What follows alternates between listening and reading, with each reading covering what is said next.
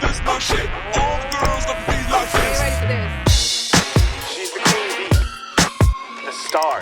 Ei, mulheres de voz! Hoje estamos aqui, eu, Bia, Eu, Mari. para falarmos sobre um assunto que eu acho que ele perpassa muitas das nossas histórias, né? E de algum modo a gente já ouviu falar, a gente fala sobre isso, sabe? Você tem uma personalidade X, Sim. Y, Z, mas você já parou para analisar a tua personalidade e como que você interpreta as tuas personalidades, a tua personalidade, a personalidade das outras pessoas, por questões que envolvem aspectos sociais, culturais, e aí a gente vem sempre, né, pra nossa sardinha que é de gênero. Exato. E aí eu queria saber, Mari, quando você pensou nesse tema, como que foi surgindo essa ideia? Assim, eu tava... Porque, assim, a gente vem olhando bastante para questões de gênero, de raça, assim, e eu fiquei pensando, né, o tanto que comumente a personalidade tem esse lugar também das pessoas classificarem muito a partir de alguns recortes muito específicos.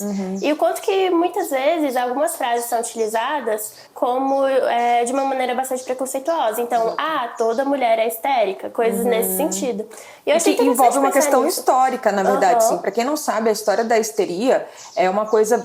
É triste, assim, porque, na verdade, lá atrás, um dos primeiros caras da medicina, que era entendido como cara da medicina, ele falava que existia um dragão dentro do nosso corpo, do nosso ventre, e que entrava no nosso útero e dominava. E aí a histeria, basicamente, significava essa questão do nosso útero-ovário, não lembro qual dos dois que é exatamente, que é histera. E aí, a partir daí, ele falava que o útero dominava o nosso cérebro. E por isso éramos histéricas. Então, essa era a história. E aí a gente tem que entender que existe toda uma história da medicina que também perpassa, da ciência, perpassa questões culturais e sociais. Perfeito. Né? Então, quando a gente está falando sobre isso, como essa história, hoje em dia, assim, a gente não fala tanto das histéricas, mas hoje em dia a gente tem muitos esses discursos de as mães narcisistas, perfeito. né? Assim, ou a mulher de personalidade difícil, nossa, fulano está de TPM. Tenta diagnosticar, tenta colocar diante de encaixotar algo que é comum, que qualquer pessoa pode fazer, mas que coloca em umas caixinhas. Ou tipo assim, quem é raivosa é a mulher negra. Não, ela nem tá sofrendo não, gente. Ela tá ali, ela adora sentir raiva e expressar a raiva dela dessa forma. Não, né? Então assim, acho que existem diversas discussões pra gente fazer isso. Eu tô dando a matéria de psicologia da personalidade e a gente tava falando sobre essa questão de buscarmos respostas prontas pra fazer sentido pras coisas, mas ao mesmo tempo isso ser muito simplista. Então até mostrei pra eles alguns exemplos de perguntas que tem nesses testes de personalidade. Porque assim, teste de personalidade, gente, tem vários testes e alguns hoje em dia são mais aceitos do que outros. E eu levei o que é hoje mais aceito pelas abordagens da psicologia de modo geral, né? Tem os métodos científicos, etc. Lá. E aí tem um que se chama Big Five. Mas tem várias afirmações lá que você fazer. Óbvio que não é porque você faz um teste que isso já te dá personalidade XYZ. Pra questão de personalidade, até neuro, pra galera que é neuro e tudo mais, faz vários testes, várias avaliações. Mas enfim, nesse teste tem algumas coisas assim. As pessoas me veem como uma pessoa fácil de lidar. E aí eles... aí os alunos estavam falando assim, não sei lá, gente, não sei se eu sou uma pessoa fácil de lidar, se as pessoas me entendem. É muito difícil você já afirmar de 1 a 5, quanto que você acha que isso é verdade ou não? Não sei. Então, é isso, né? Eu acho que às vezes a gente tenta encontrar respostas muito rasas e fáceis pra acolher, pra conseguir... acho que sustentar certos desconfortos sociais, da sociedade que a gente tem, pessoais mesmo, só que elas acabam sendo também, podem acabar sendo um tiro no pé.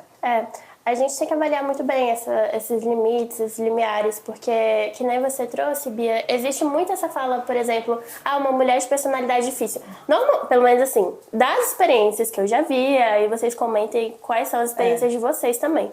Mas das experiências que eu já vi acontecendo, normalmente essa ideia de uma mulher de personalidade difícil é uma mulher que ela se coloca, que ela estabelece os limites, que ela tem liberdade. Então, assim, isso é visto socialmente como uma personalidade difícil. Mas será que é? Exatamente. Eu gosto sempre de falar sobre aquela pesquisa que teve com chefes, entre chefes mulheres e chefes homens. Fuse agora. É isso, chefes mulheres e chefes homens, é a mesma palavra. E aí, a partir dessa pesquisa, mostrava que o que era valorizado pelos subordinados dos chefes homens era que ele era uma pessoa que era séria, compenetrada, era direto, lá. E das mulheres, era uma questão de tipo assim, ela é acolhedora, ela compreende. E nenhuma desses subordinados de chefes homens falaram sobre essa questão de quererem um acolhimento do chefe homem. E aí eu fico me perguntando assim, quanto que às vezes, então, quando você tem que ser diretiva, quando você tem que se posicionar, e sim, fazer atividades mesmo, exercer tua função ali, você às vezes vai ter que ser mais séria em alguns pontos. Ah, não, mas tá difícil, né? Ela é chata. Ela é chata. Já tá de TPM? Aham. Então, eu não posso cumprir a mesma atividade que o homem exerce porque eu já sou desse jeito? Exato. Isso fora quando não vem coisas do tipo, isso é falta de atividade sexual, coisas nesse sentido, porque é também muito relacionado, assim, é muito relacionado, que eu digo, a fala das pessoas normalmente se direciona muito a isso. Tem frases péssimas aqui, enfim, eu não vou reproduzir, mas frases péssimas nesse sentido que a gente escuta mesmo. E aí, o tanto que isso coloca a mulher em uma posição, muitas vezes que nessa questão, né, mãe narcisista e tudo mais, de diagnóstico. E a gente vê, assim, isso acontecendo muito nas redes sociais, TikTok. O quanto que as pessoas não vêm se autodiagnosticando de uma maneira extremamente superficial. E diagnosticando outras pessoas, né? Exato. Não sendo pessoas da área, nada disso. Enfim, até as pessoas da área reforçando algumas coisas nesse sentido, né? O que é bastante perigoso. Exato. E aí eu perguntei para as pessoas no Instagram se a percepção que os outros têm delas são reais. E a maioria das pessoas disse que não. 73% do @psi.bianca disse que não. Inclusive, se você não segue a gente, siga @psi.bianca, @pod.mulherdevoz, nossa clínica, @mulherdevoz.cc e também @psi.marilima. Ai, cada dia mais natural. Eu amo.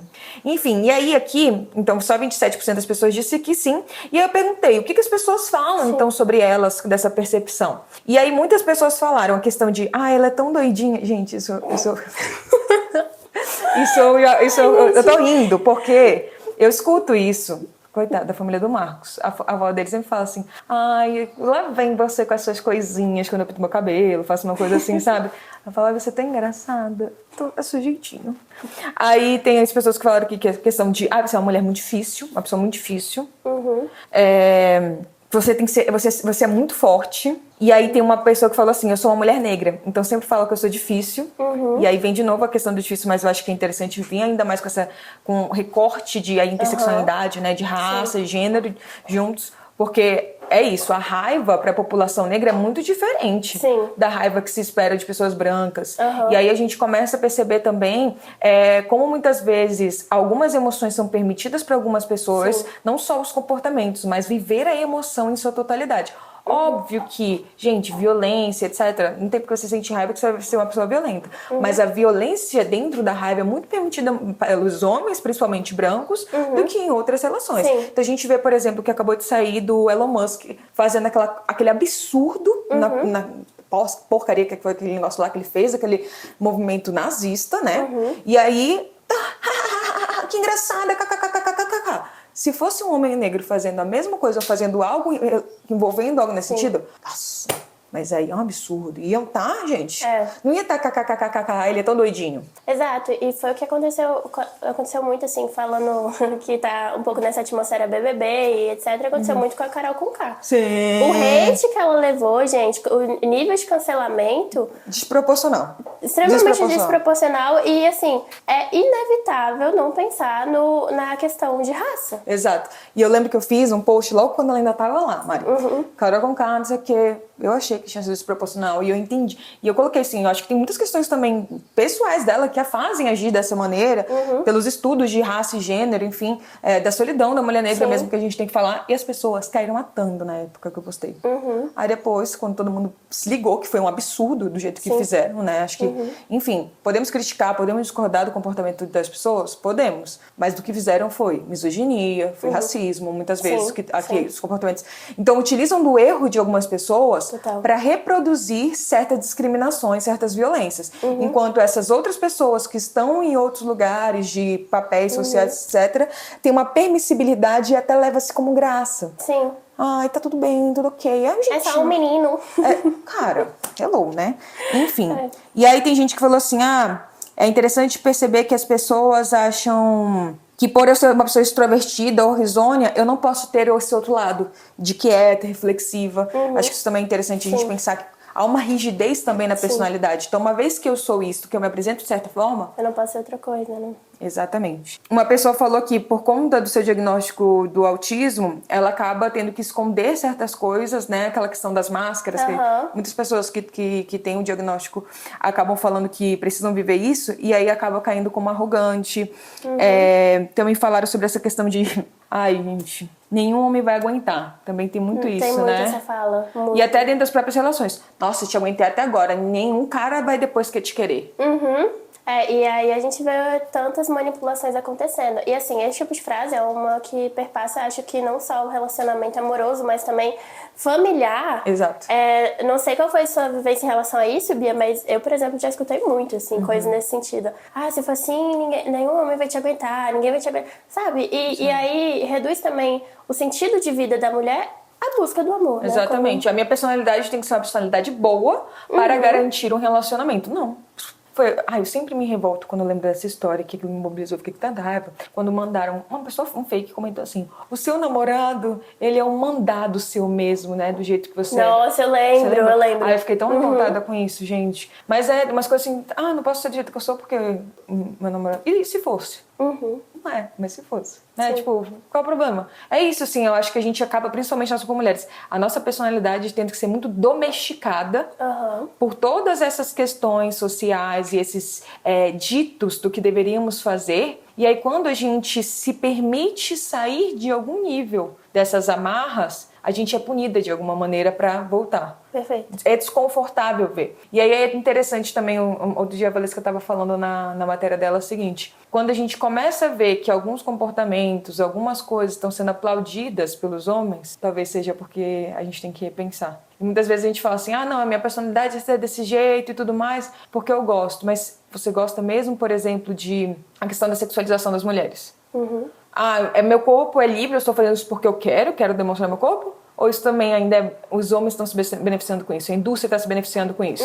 Então, para me deixar confortável em relação a isso, eu ajo dessa maneira porque é algo que faz sentido para mim ou para ser mais aceita? E se for para ser mais aceita, que seja de uma maneira, eu acho que também consciente de que isso está sendo feito. Gente, todo mundo quer ser aceito, todo mundo quer ser gostado, né? Imagina ser insuportável para todo mundo, é chato. Mas é importante a gente ter, eu acho que, essa reflexão do que a gente está fazendo, do porquê a gente está fazendo o que a gente faz. Exato, porque muitas vezes a gente está mais...